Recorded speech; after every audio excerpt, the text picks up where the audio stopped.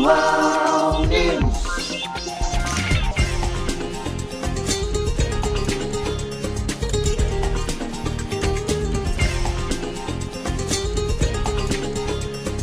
Virtual News.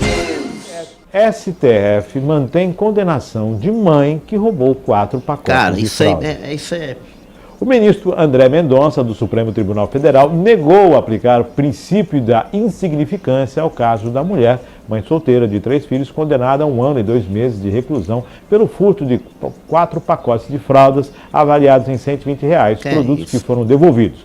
O crime ocorreu em 2017 em Montes Claros, Minas Gerais. O magistrado entendeu atender um pedido secundário da Defensoria Pública e autorizou que a mulher cumpra a pena em regime inicial aberto, quando o custodiado trabalha ou estuda durante o dia e é recolhido somente à noite e nos dias de folga. O despacho foi dado no bojo de habeas corpus impetrado contra a decisão do Supremo Tribunal de Justiça. A Corte negou absolver a condenada sob o entendimento de que o princípio da insignificância não se aplicará a caso de reincidência.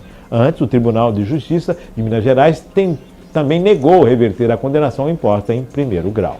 Ao analisar o caso, Mendonça indicou que a jurisprudência do STF é de que a reincidência não afasta por si só a aplicação do princípio da insignificância. No entanto, pontuou que o STJ levou em consideração 2 outras condenações de ré por crimes contra o patrimônio, o furto e receptação, ao manter a condenação.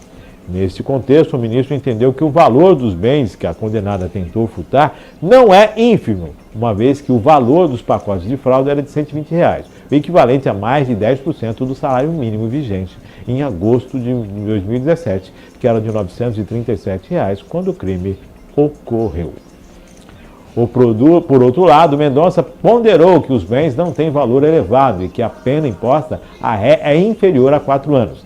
Nessa linha, invocando a proporcionalidade, o ministro definiu o regime aberto para cumprimento da pena. Márcio, desculpa perguntar, mas quantos anos ela foi condenada? Eu acho que eu Volta perdi. lá, acho que foi condenado. Volta pra gente, Maria Clara, pra gente poder estar acompanhando. Foi condenado, mais uma, por favor? Mais uma. Acho que é na primeira.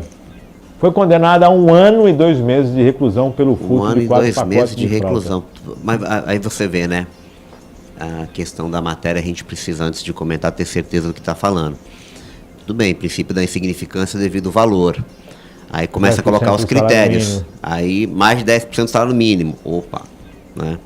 Pô, mas o produto tem um pacote de fralda. Pô, pegou pro filho. Mas aí tem a questão da reincidência, viu? Sim. Ela já tem outras 2 condenações por crime contra o patrimônio. Furto e acho que é apropriação indébita que falou aí. Talvez ela seja uma golpista reiterada. Talvez. Às vezes a gente ouve umas piadas de alguns amigos que aprontam, e no final ele cai por uma besteira. Né? Fala, pô, baguncei tanto na vida, e no final caí por causa de uma caneca. É a questão da reincidência. O fato é absurdo. É absurdo você imaginar que uma mãe é condenada por ter roubado 4 pacotes de fralda. Há 1 ano e 2 meses, né? 2017. 2017. Foi condenada a 1 ano e 2 meses. O furto aconteceu em 2017.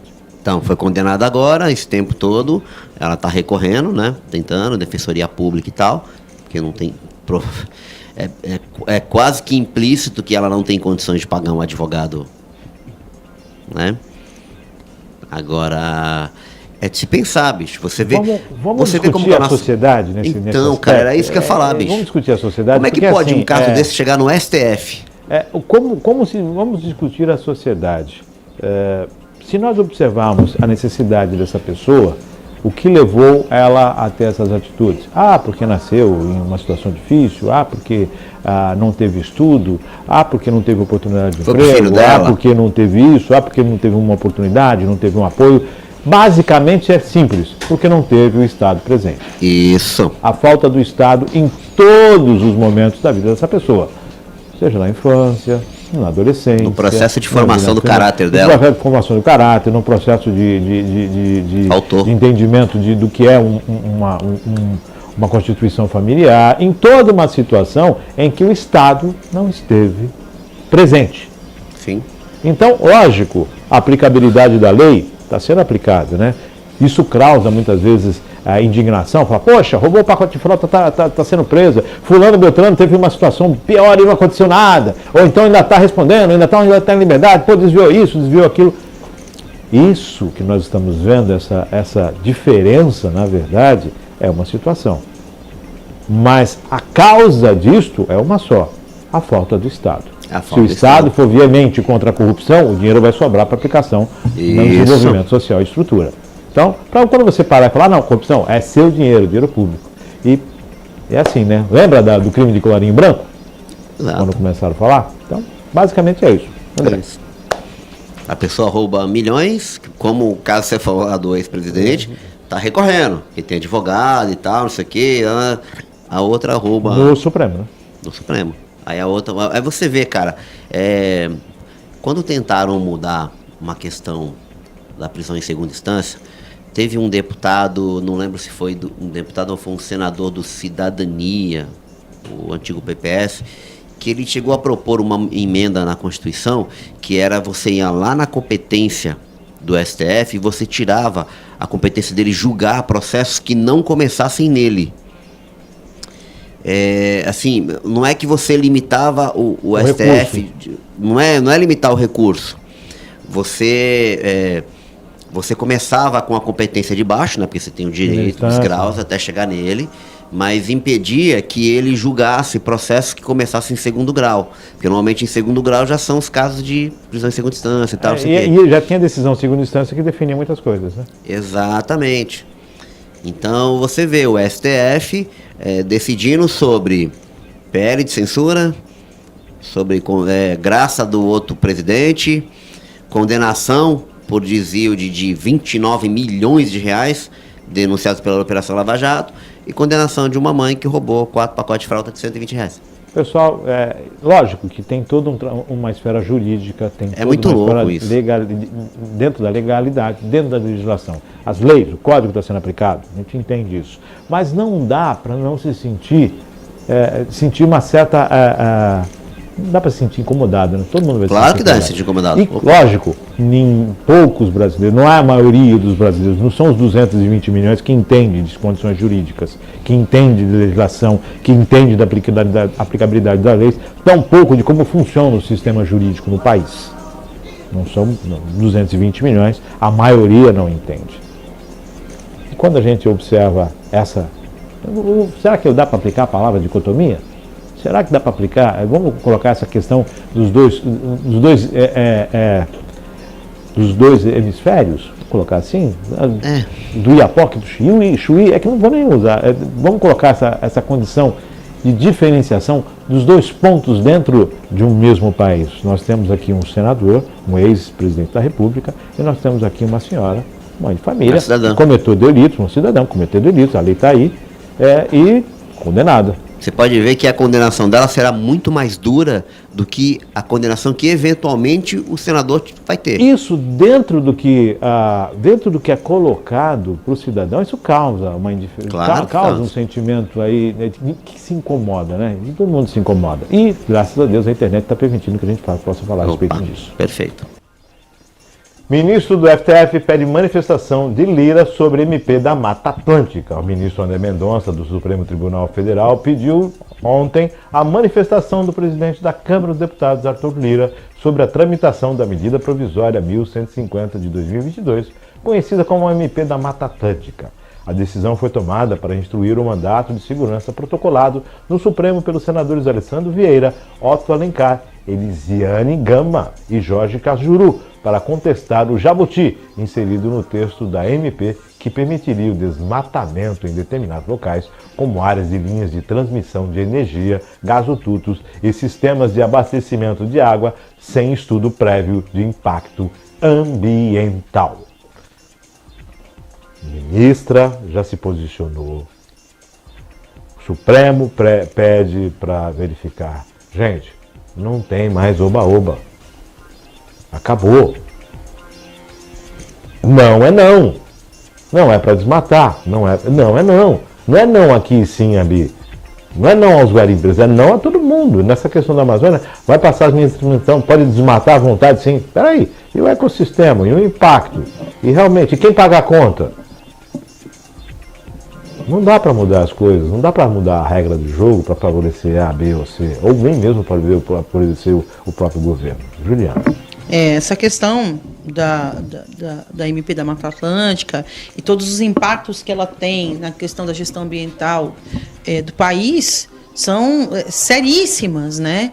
E isso é um resultado dessa alternância de poder e das diferenças de enxergar essa condução da questão ambiental no país. A gente viveu 4 anos em que essas questões foram relaxadas ao extremo, onde foi permitido, parece que estava legalizada a questão da grilagem, a questão da invasão de terras, a apropriação indevida de áreas. Não estou falando aqui, evidentemente, do movimento sem terra, tá, gente? Uma coisa é a invasão inapropriada de terras e outra coisa é a ocupação para necessidade da população. Isso são coisas que a gente pode discutir futuramente aqui. Acho importantíssimo a gente acompanhar essa questão do movimento, porque olha como é que são as coisas, Márcio, como se fazem as cortinas de fumaça.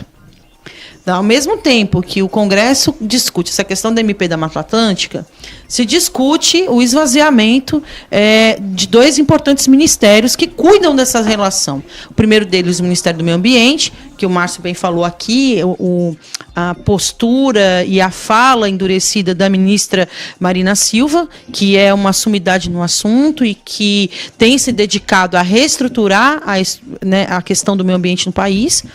E os povos originários, os povos indígenas, que é liderado pela Sônia Guajajara, que tem sofrido muitíssimo ainda com a invasão das suas propriedades demarcadas.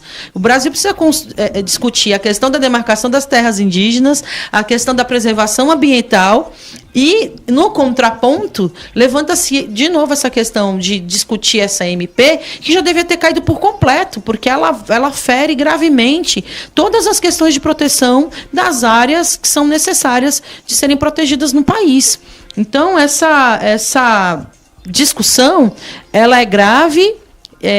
O governo já se posicionou em vetar diversos pontos, né, dessa MP, para não ter esse relaxamento. É como você falou, Márcio, não é não. Se não pode entrar naquela propriedade, se não pode produzir ou pode invadir para poder explorar o garimpo, não pode. Não pode.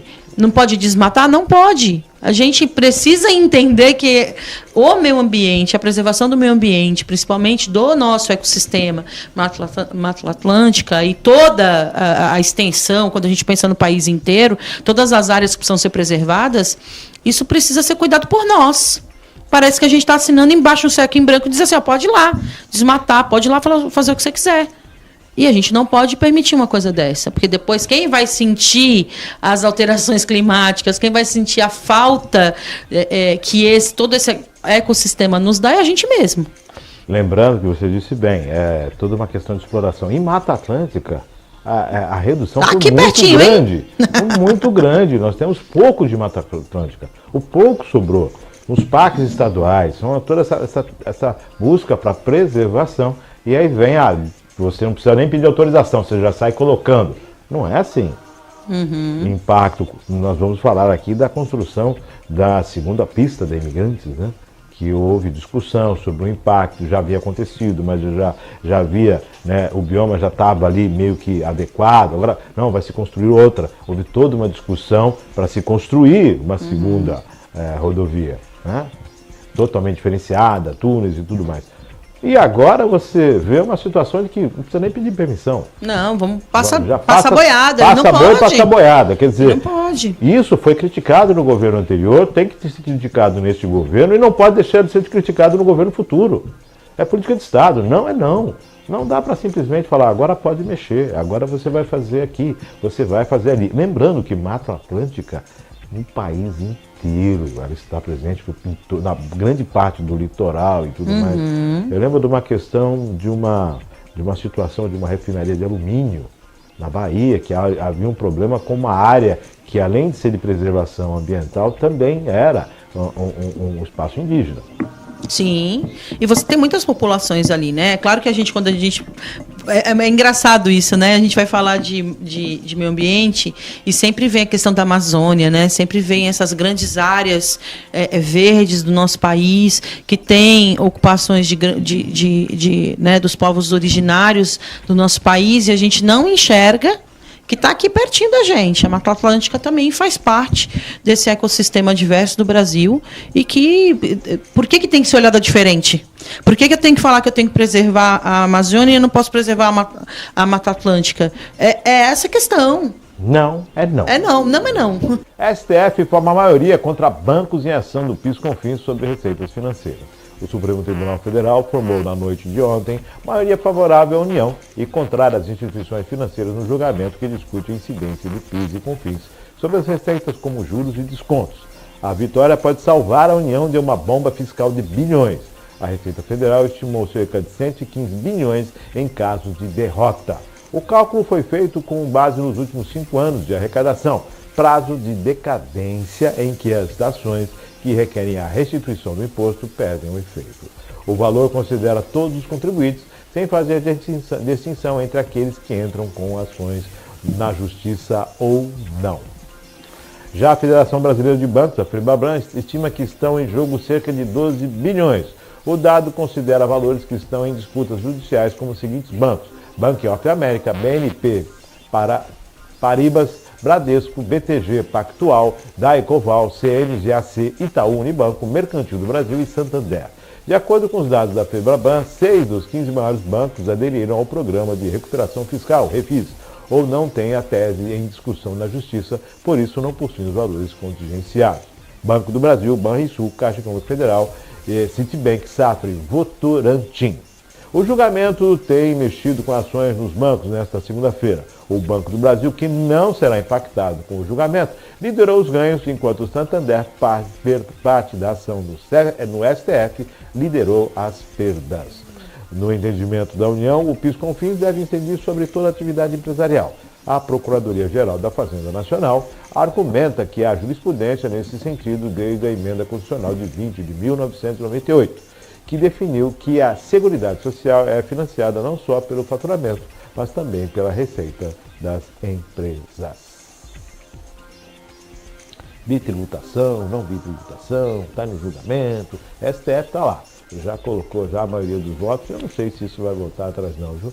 Acho que eu já daria como fato consumado. Juliana. Também, e entendendo aí principalmente o que diz a nossa Carta Magna, a Constituição, né, na sua emenda 20, gente, é aquela questão, né? Eu pago os direitos a partir do que eu tenho como patrimônio, mas não pago em cima do que eu lucro, né? Eu não tiro toda essa seguridade, não faço a garantia da Seguridade Social a partir do que eu arrecado só, né? Eu tenho ali uma reserva, é com aquele valor que eu vou trabalhar, e o que eu arrecadar mais, ninguém precisa saber que eu estou arrecadando. O STF está trabalhando, viu, Márcio? É aquela situação, né? O STF está trabalhando. Tem eu observo de duas formas aí. Bom, temos que fazer arrecadação, imposto é devido, tem que arrecadar. A carga tributária é grande demais?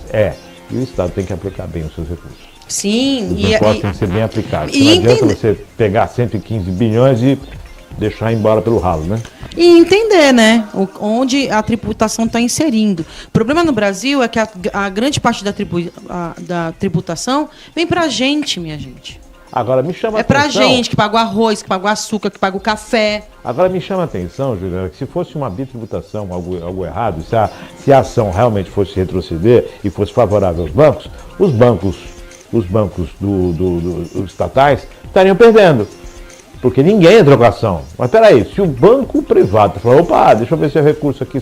Peraí, tem uma análise legal para e olha o friso importante dessa questão, né?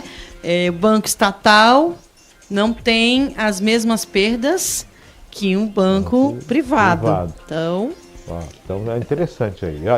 E oscilou a bolsa aí, as ações, né? Mas a gente continua pagando, viu, gente? Por cada movimentação que a gente faz nas nossas contas bancárias. Cada vez que você vai lá, saldo negativo, paga, IOF, paga. Moraes promete compartilhar dados sigilosos e terminar investigações de 8 de janeiro em 45 dias.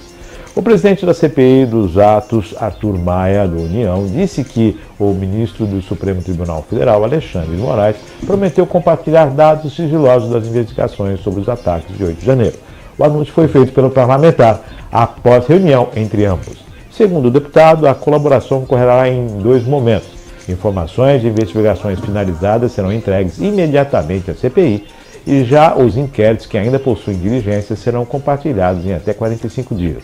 Esse foi o prazo estabelecido pelo magistrado para o fim de todas as investigações relacionadas aos ataques aos 3 poderes. O parlamentar afirmou que ainda que defende a convocação de acusados com inquéritos abertos apenas após o prazo de 45 dias, como é o caso do ex-ministro da Justiça de Jair Bolsonaro, Anderson Torres. Ele ressaltou, porém, que ainda precisa falar sobre o assunto com os demais integrantes da comissão. Claro, se entendemos que é o melhor esperar 45 dias, não há problema. Não haverá nenhum prejuízo. A CPI começou agora e ainda há 5 meses. O parlamentar também disse que houve aval do ministro do Supremo Tribunal Federal para que a CPI possa ouvir investigados nos presídios da Papuda e da Colmeia. Não tenho dúvida que esse material trará imensa colaboração. Eu vou ser bem direto aqui. Foi pedir a bênção? Sim, foi pedir a bênção para o iluministro.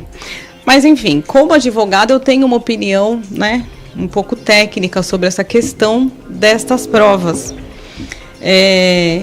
A meu sentir, embora eu seja civilista, mas estudei direito penal, tive ótimos professores, todos os processos dessas pessoas presas no 8 de janeiro, e deixo aqui bem claro meu posicionamento, que sou totalmente contra tudo o que aconteceu, os atos de vandalismo, terrorismo, tentativa de golpe, se ficar comprovado, são todos rechaçados e não merecem nenhum tipo de guarida, não façam nenhum tipo de defesa. Contudo, todo esse processo dessas 1.000 e poucas pessoas que foram presas, elas não respeitaram o devido processo legal. Não houve individualização da pena, ninguém foi ouvido na audiência de custódia. Os que foram ouvidos foram feito uma audiência de custódia, que é uma coisa que eu nunca vi. Pegavam 300 pessoas e faziam uma audiência de custódia virtual para essas 300 pessoas, Não foi respeitado o processo legal. Esse é fato. Muitos advogados não tiveram acesso aos autos, o que é uma garantia constitucional, e é uma garantia, uma prerrogativa do advogado e um direito do preso. Então, assim, é um processo eivado de muitos vícios, técnicos e processuais. Eu não vejo como esse tipo de prova, essa produção, digamos assim, seletiva, possa favorecer a CPI.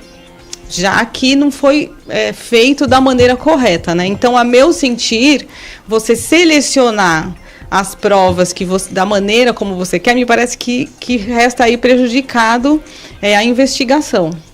Então, se realmente o ministro Alexandre de Moraes liberar essas provas daqui a 45 dias, acredito que vai ser útil, sim, à CPMI, mas serão provas, assim, digamos, um termo que a gente usa no direito, que é comer fruto da árvore envenenada. Você vai estar, fazendo o seu juízo de valor em cima de uma coisa que não foi produzida da maneira correta. Eu sempre entendi a harmonia entre os poderes. Eu sempre entendi essa questão harmônica. Entre os poderes, você dá um bom dia, você reconhece, você respeita os espaços, mas a CPMI ela tem que seguir com a força dos legislativos, com o julgo da Constituição e com o objetivo de esclarecer o que de fato aconteceu. Sim, afinal é CPMI, Isso. Investigação. E não tem como você fazer uma investigação seletiva, sem respeitar. E nesse ponto eu trago aqui o que ensejou a anulação das condenações que pesavam sobre o presidente Lula. Não foi feita da maneira correta. Esse foi o argumento usado, um dos argumentos, Sim. E muitas legal não foi respeitado. Exatamente. Muitas condenações da Lava Jato foram anuladas porque não se respeitou. O que eu acho correto. Se você não respeita o processo legal, a maneira como tem que ser feita, é nulo de pronto. E o processo penal é muito claro nesse sentido, A possibilidade né? Então, dessas... a possibilidade destas provas, de todas essas condenações serem, inclusive, anuladas, é grande. No caso, desse caso de 8 de janeiro, se temos uma condenação anulada, isso significa que o processo volta a estaca zero e começa novamente? Exatamente. E não há uma absolvição, há um retorno... Não. É o caso do presidente Lula, né? E falo isso com muita tranquilidade. O presidente Lula, ele não foi inocentado, como ele diz. Os processos foram anulados e vão recomeçar. Só que o que vai acontecer muito provavelmente? Esses processos serão prescritos. Não começaram ainda? Alguns começaram, outros já prescreveram, entendeu? Então vai começar a fazer tudo de novo. Vamos voltar e fazer tudo novamente, refazer tudo.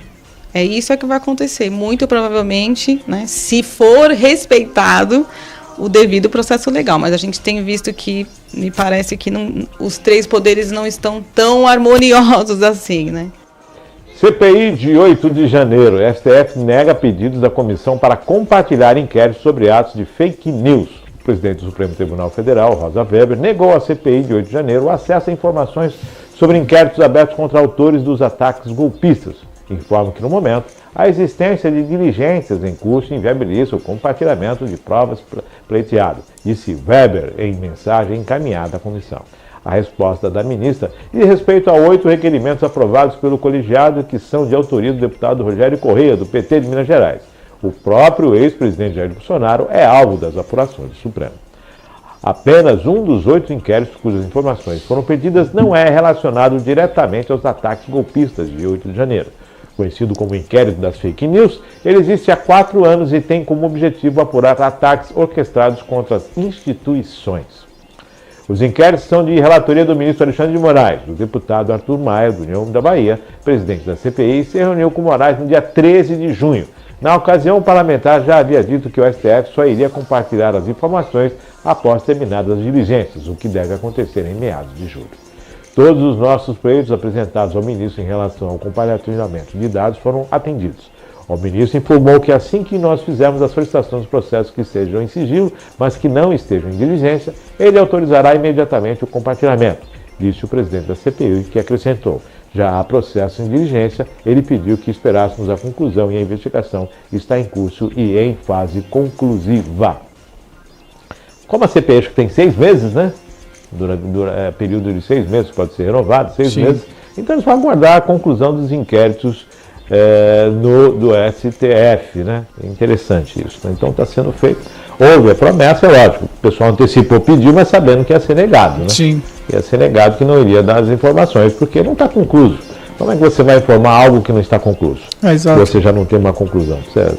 Então, eu acho que é muito claro, né? Chega até a... Chovendo molhado, né? Chega até a ser cansativo comentar, porque como é que você pede informação de algo que ainda está sendo investigado, ainda está sendo trabalhado? E foi algo conversado anteriormente. Exato, aí para compartilhar no meio de uma CPI. Então, quer dizer, a gente perde realmente a essência, se torna repetitivo, se torna cansativo. Você pede o que já havia sido orientado que não seria disponibilizado. E você faz um pedido em cima de algo que já havia sido conversado. Exato. Quer dizer, deixa de ter uma credibilidade e passa a ser interesse de holofortes. É isso aí. Vou fazer um pedido para aparecer, para apresentar na mídia, para aparecer? Falou tudo. Assim, mais para fazer uma cena política, mais para aparecer no holofote do que de fato. Então, quer dizer, aí a gente deixa de avançar, é o que a gente estava falando, Márcio. A gente deixa de avançar em pontos, em assuntos que são essenciais avançar, porque a gente fica perdendo tempo com esse tipo de firula, sabe? Com esse tipo de busca por confete, de busca por holofote. Então a gente tem que ser um pouco mais sério e objetivo para poder realmente caminhar na velocidade que o país, que o povo precisa, né? Nós chegamos a dar essa informação aqui, que o acordo, né, que aquilo que estava transitando ainda não seria colocado, essas diligências, o que estava sendo investigado não tinha como ser colocado. Posterior, ele havia dado. Inclusive, o presidente da CPI disse, então, como ter 6 meses de CPI, dá tempo para concluir e a gente receber as informações. Ok. Aí agora vamos com o pedido hoje. Quer dizer, é para fazer firula, É isso aí. né? Aí não dá, né, gente? A gente fala tanto de fake news, mas também ficar utilizando palanque para coisas que não tem sentido. Só né? falta depois falar, desculpa, eu esqueci. Não, reiterar o pedido. Aí é Reiterar o pior, pedido. aí Vamos pedir novamente. Aqui onde já se viu, não dá as informações, por quê? É brincadeira, né? Virtual News.